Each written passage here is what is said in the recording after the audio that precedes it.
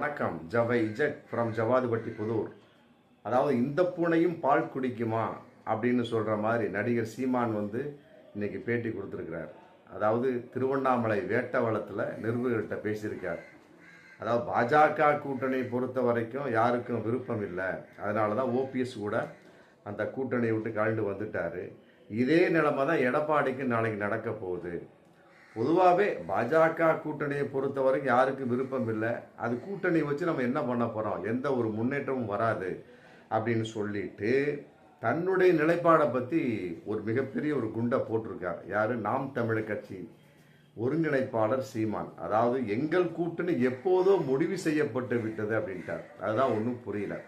கூட்டணிங்கிறது எங்களுக்கு ஒத்து வராது, நாங்கள் தனித்து தான் நிற்போம். ஏனென்றால் திராவிட கட்சி தான் அதிகமாக இருக்குது, அதனால் நாங்கள் தனித்துத்தான் நிற்போம் சொன்னவர் எங்கள் கூட்டணி எப்போதோ முடிவு செய்யப்பட்டு விட்டது அப்படின்னு மிகப்பெரிய ஒரு குண்டை போட்டிருக்கார்.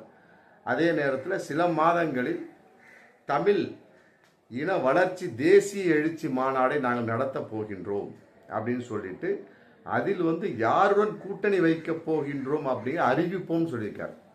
ஆமாம், ரொம்ப திருப்பமான ஒரு பேச்சு, மற்றபடி முதிர்ச்சியான ஒரு பேச்சு. ஏன்னு கேட்டால் கூட்டணி இல்லாமல் எந்த கட்சியும் ஜெயிக்க முடியாது, திமுக உள்பட அப்படின்னு நாங்கள் பல வீடியோக்கள் போட்டிருப்போம், வேணால் எடுத்து பாருங்கள். அதன் அடிப்படை சீமானுக்கு நாங்கள் சொல்லியிருக்கோம், கூட்டணி இல்லாமல் கடைசி வரைக்கும் போனால் சிம்பிள் டெபாசிட் போகும், கடைசி வரைக்கும் ஒரு எம்எல்ஏ கூட வர முடியாது. அதுதான் உண்மை. ஆமாம், திராவிடம் கூடாது திராவிடம் கூடாது அப்படின்னு போட்டு இருந்துக்கிட்டே இருந்தோம்னா கடைசி வரைக்கும் அப்படியே இருந்துட்டு வேண்டிதான். தமிழ் தமிழ் சொல்கிறது ஒன்றும் பெருசு விஷயம் கிடையாது, ஜெயிக்கக்கூடிய அளவுக்கு அதில் விஷயம் வரணும் இல்லையா? அதனால் கொள்கை வேறு கூட்டணி வேறு அப்படின்னு டைலாக் இருக்குது. அதை இன்னைக்கு சீமான் எடுத்திருப்பார் போல இருக்கு. அதான் சொல்லியிருக்கிறார், எங்கள் கூட்டணி எப்போதோ முடிவு செய்யப்பட்டு விட்டது. அப்போ அவர் எந்த கூட்டணி நோக்கி போகின்றார் என்பது இன்னும் 4-5 மாதத்தில் தெரியும். அதாவது தமிழ் இன வளர்ச்சி தேசிய எழுச்சி மாநாட்டில் அவர் பிரகடனப்படுத்த போறாராம். அதில் யாருடன் கூட்டணி வைக்க போகின்றோம் என்பதை நாங்கள் அறிவிப்போம்.